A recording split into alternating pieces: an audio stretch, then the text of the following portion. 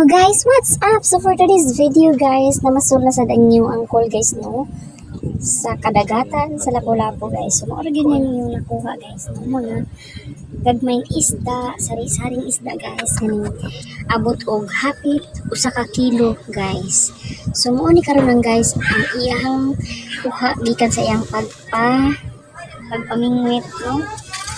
So unsa kay mayong ano ni guys no, mayong luto, mayong recipe o katubo para sa atong isda karon guys. So bay-bay man ni ang isda guys no, luto tayo guys, kinilaw o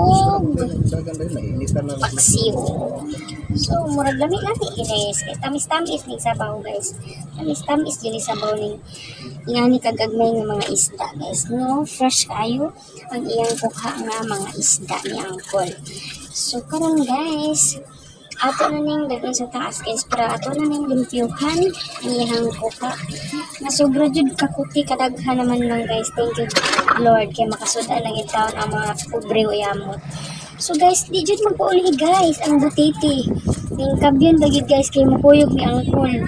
So ayan, thank you so much guys for watching, and sa susunod lupod na video, ayan.